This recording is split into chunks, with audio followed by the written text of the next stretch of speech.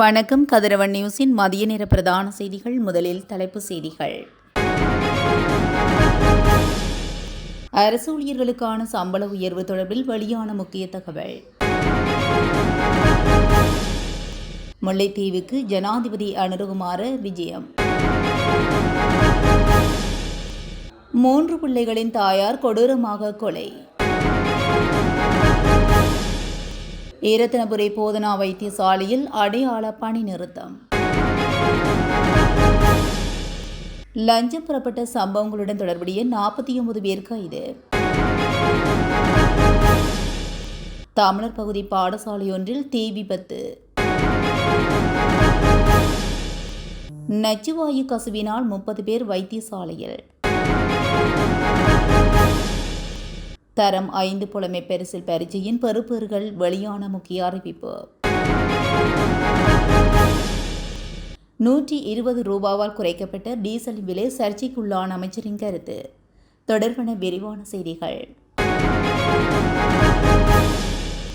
அரசு ஊழியர்களுக்கான நிலுவை சம்பள உயர்வை 2026ஆம் ஆண்டு ஜனவரி மாதத்தில் வழங்க அரசாங்கம் எதிர்பார்ப்பதாக ஜனாதிபதி அனுரகுமார திசாநாயக்க தெரிவித்துள்ளார்.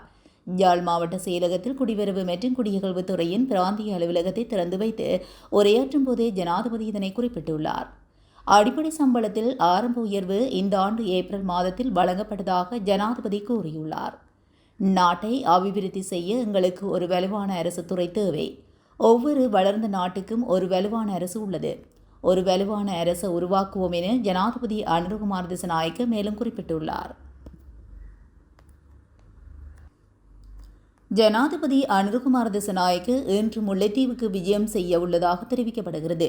முல்லைத்தீவு வட்டுவாகல் பாலத்துக்கான புனரமைப்பு பணிகளை ஜனாதிபதி இதன்போது ஆரம்பித்து வைக்க உள்ளார். அத்துடன் தென்னை முக்கோண வலய பணிகளையும் அவர் ஆரம்பித்து வைத்துள்ளார்.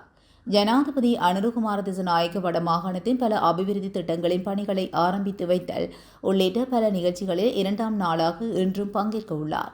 உலக தெங்கு தின நிகழ்வுகளுடன் இணைந்த வகையில் நாடே சுபீட்சம் ஆகும் வீழ்ச்சம் கற்பகத்தரு வளம் என்ற வடக்கு தெற்கு முக்கோண தொடக்க விழா இன்று முற்பகல் ஜனாதிபதியின் தலைமையில் முல்லைத்தீவு புதுக்குடியிருப்பு நகரில் நடைபெறவுள்ளது. 2025ஆம் ஆண்டு வடமாகாணத்தில் 16,000 ஏக்கரில் தென்னை பயிர் செய்கையை மேற்கொள்ளும் நோக்கில் இந்த திட்டம் ஆரம்பிக்கப்படுவதோடு 2027ஆம் ஆண்டளவில் இந்த எண்ணிக்கை 50,000 ஏக்கராக அதிகரிக்கப்பட உள்ளது.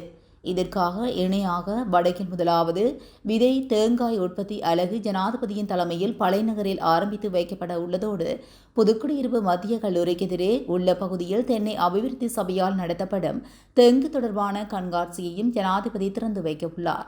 அத்தோடு முல்லைத்தீவு மாவட்டத்தில் வட்டுவாகல் பாலத்தின் நிர்மாண பணிகளும் இன்று ஜனாதிபதி அனுரகுமார திசாநாயக்க தலைமையில் ஆரம்பிக்கப்பட உள்ளது.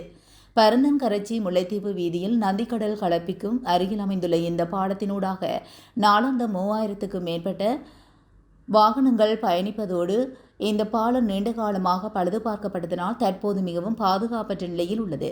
இதன் அடிப்படையில் வீதி அபிவிருத்தி அதிகார சபையின் கீழ் அது 2 வழி புதிய பாலமாக அபிவிருத்தி செய்ய திட்டமிடப்பட்டுள்ளது. அத்தோடு 1.4 பில்லியன் ரூபாய் பொதுமக்களின் வரிப்பணத்தில் இத்திட்டம் நடைமுறைப்படுத்தப்படும். நேற்றைய தினம் யாழ்ப்பாணம் விஜயம் செய்த ஜனாதிபதி அனுரகுமார பல்வேறு நிகழ்வுகளில் கலந்து கொண்டிருந்தார். அதேவேளை யாழ்ப்பாணம் கச்சதீவுக்கும் ஜனாதிபதி விஜயம் செய்திருந்தமை குறிப்பிடத்தக்கது. அனுராதபுரம் ராஜாங்கனை போலீஸ் பிரிவுக்கு உட்பட்ட அங்கமுவ பகுதியில் பெண்ணொருவரை ஆயுதத்தால் தாக்கி கொலை செய்யப்பட்டுள்ளார். இந்த சம்பவம் நேற்று இடம்பெற்றுள்ளதாக போலீசார் தெரிவித்தனர். உயிரிழந்தவர் அனுராதபுரம் அங்கமுவ பகுதியைச் சேர்ந்த 49 வயதுடைய பெண் என தெரிய வந்துள்ளது. கொலை குறித்து மேலும் தெரிய வருகையில் உயிரிழந்த பெண் தனது கணவருடனான குடும்ப தகராறு காரணமாக சுமார் 8 மாதங்களாக தனது தாயார் வீட்டில் தனது மூத்த மகன் மற்றும் மகளுடன் வசித்து வந்துள்ளார். அதே நேரத்தில் கணவர் தனது இளைய மகனுடன் தனியாக வசித்து வந்த நிலையில் கணவர் மூத்த மகனை ஒரு திருமண விழாவில் கலந்து கொள்ள அழைத்து சென்றுள்ளார். இந்நிலையில் தாயார் வீட்டின் முன் அடையாளம் தெரியாத நபரொருவரினால் கூர்மையான ஆயுதத்தால் தாக்கி கொலை செய்யப்பட்டுள்ளதாக தெரிய வந்துள்ளது. சம்பவத்துடன் தொடர்புடைய சந்தேக நபரை கைது செய்ய போலீசார் மேலதிக விசாரணைகளை மேற்கொண்டு வருகின்றனர். மருத்துவமனை பணிப்பாளரின் நடவடிக்கைகளுக்கு எதிர்ப்பு தெரிவித்து இன்று இரத்தினபுரி போதனா வைத்தியசாலையில் அடையாள பணி நிறுத்தத்தில் ஈடுபட்ட அரச மருத்துவ அதிகாரிகள் சங்கம் தீர்மானித்துள்ளது. இவ்விவகாரம் தொடர்பில் தேவையான நடவடிக்கைகளை எடுப்பதற்கு சுகாதார அமைச்சகம் முன்பு ஒப்புக்கொண்ட போதிலும் அதனை செயல்படுத்த தவறிவிட்டதாக அரச மருத்துவ அதிகாரிகள் சங்கத்தினர் சுட்டிக்காட்டியுள்ளனர். எனவே இன்று காலை 8 மணி முதல் நாளை காலை 8 மணி வரை பணி நிறுத்தத்தை முன்னெடுக்க தீர்மானிக்கப்பட்டுள்ளது. வைத்தியசாலையில் அவசர மற்றும் உயிர்காக்கும் சிகிச்சைகள் தொடர்ந்தும் நடத்தப்படும். ஆனால் அன்றாட சிகிச்சை சேவைகள் பாதிப்படையும் என்று சங்கம் சுட்டிக்காட்டப்பட்டுள்ளது. இந்த ஆண்டின் முதல் 7 மாதங்களில் லஞ்சம் பெறப்பட்ட சம்பவங்களுடன் தொடர்புடைய 49 பேர் கைது செய்யப்பட்டுள்ளதாக லஞ்சம் மற்றும் ஊழல் விசாரணை ஆணைக்குழு தெரிவித்துள்ளது. குறித்த காலகட்டத்தில் லஞ்சம் மற்றும் ஊழல் விசாரணை ஆணைக்குழுவுக்கு 3937 முறைப்பாடுகள் கிடைத்துள்ளன. அதன் அடிப்படையில் 72 சுற்றி வளைப்புகள் நடத்தப்பட்ட நிலையில் அவற்றில் 39 சுற்றி வளைப்புகள் வெற்றியடைந்துள்ளதாக சுட்டிக்காட்டப்பட்டுள்ளது. அதிகளவில் லஞ்சம் பெற்ற சம்பவங்கள் போலீஸ் திணைக்களத்தில் பதிவானதுடன் இதுவரை 17 போலீஸ் அதிகாரிகள் கைது செய்யப்பட்டுள்ளதாகவும் கூறப்படுகின்றது. நீதி அமைச்சு, சுகாதார அமைச்சு, குடிவரவு மற்றும் குடியகல்வு திணைக்களம், இலங்கை போக்குவரத்து ஆணைக்குழு மற்றும் பிரதேச செயலகங்கள் போன்ற அரசு நிறுவனங்களில் கடமையாற்றியவர்களும் அவர்களில் அடங்குவதாக லஞ்சம் மற்றும் ஊழல் விசாரணை ஆணைக்குழு குறிப்பிட்டுள்ளது. அத்துடன் கடந்த காலங்களில் லஞ்ச வழக்குகள் தொடர்பாக 27 நபர்களை நீதிமன்றங்கள் குற்றவாளிகளாக அடையாளம் கண்டுள்ளதாகவும் தெரிவிக்கப்பட்டுள்ளது. மூதூர் மத்திய கல்லூரியின் களஞ்சிய சாலையில் நேற்று பகல் தீ பரவல் ஏற்பட்டு பாடசாலை உபகரணங்கள் எரிந்து சாம்பலாகியுள்ளன. குறித்த விபத்து சம்பவத்திற்கு மின் ஒழுங்கு காரணமாக இருக்கலாம் என சந்தேகிக்கப்படுகிறது. தீ பரவியதை அடுத்து பொதுமக்கள், பிரதேச சபை ஊழியர்கள், பாடசாலை ஆசிரியர்கள் இணைந்து நீரினை கொண்டு தீயை அணைத்து தீ பரவலை கட்டுப்பாட்டுக்குள் கொண்டு வந்துள்ளனர். சுமார் அரை மணி நேர போராட்டத்தின் பின்னர் தீப்பரவல் கட்டுப்பாட்டுக்குள் கொண்டு வரப்பட்டுள்ளது.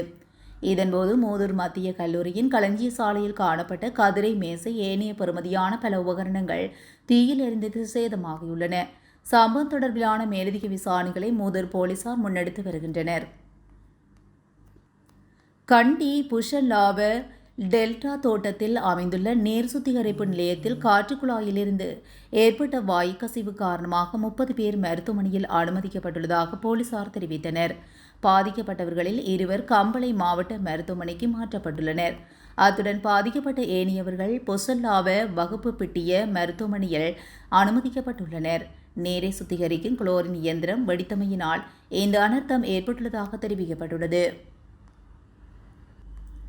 2025ஆம் ஆண்டுக்கான தரம் 5 புலமை பரிசில் பரீட்சையின் பெறுபவர்கள் இந்த வாரத்துக்குள் வெளியிடப்பட உள்ளதாக தெரிவிக்கப்பட்டுள்ளது. குறித்த விடயத்தை பரீட்சைகள் திணைக்களம் தெரிவித்துள்ளது. நாடளாவிய ரீதியில் புலமை பரிசில் பரீட்சை இம்முறை 2787 பரீட்சை நிலையங்களில் நடைபெற்றுள்ளது. அந்த வகையில் இந்த வருடம் 2,31,638 சிங்கள மொழி விண்ணப்பதாரர்கள் மற்றும் 76,313 தமிழ் மொழி விண்ணப்பதாரர்கள் உட்பட மொத்தமாக 3,07,959 விண்ணப்பதாரர்கள் புலமை பரிசில் பரீட்சைக்கு தோற்றியுள்ளமை குறிப்பிடத்தக்கது. எரிபொருள் விலை குறைப்பு தொடர்பாக தேசிய மக்கள் சக்தி அரசாங்கத்தின் விவசாய பிரதி நாமல் கருணாரத்ன தெரிவித்த விடயம் பெரும் விமர்சனங்களுக்கு உள்ளாகியுள்ளது. தற்போதைய அரசாங்கம் பொறுப்பேற்றதில் இருந்தே இதுவரை காலமும் எரிபொருள் விலை குறைப்பு படி 1 லிட்டர் டீசலின் விலை 120 ரூபாவால் குறைக்கப்பட்டுள்ளது. எனினும் இந்த விவரம் முற்றிலும் தவறானதாகும். அதன்படி அமைச்சர் கூறிய கருத்து பின்வருமாறு அமைந்திருந்தது. தேசிய மக்கள் சக்தி அரசாங்கம் பொறுப்பேற்ற போது 1 லிட்டர் டீசல் விலை 363 இருந்தது. தற்போதைய விலை குறைப்புடன் 1 லிட்டர் டீசலின் விலை 283 ரூபாவாகும். அதன்படி அரசாங்கம் பொறுப்பேற்ற போது இருந்த விலையுடன் ஒப்பிடும்போது இன்று 1 லிட்டர் டீசலின் விலை 120 ரூபாவாக குறைந்துள்ளது. மண்ணெண்ணெய் உள்ளிட்ட பிற எரிபொருட்களின் விலைகளும் இதேபோல் குறைந்துள்ளது என அவர் கூறியிருந்தார். இந்த விடயம் தற்போது பேசும் பொருளுக்கு உள்ளாகியுள்ளது. தற்போதைய அமைச்சரவையில் கடந்த காலங்களில் குறிப்பிடப்படும் தரவுகளில் அநேகமானவை குழப்பங்களை ஏற்படுத்துகின்றன. இத்துடன் மதிய நேர பிரதான செய்திகள் நிறைவடைகின்றன. தொடர்ந்தும் செய்திகளோடு இணைந்திருக்க கதிரவன் நியூஸுடன் இணைந்திருங்கள். நன்றி, வணக்கம்.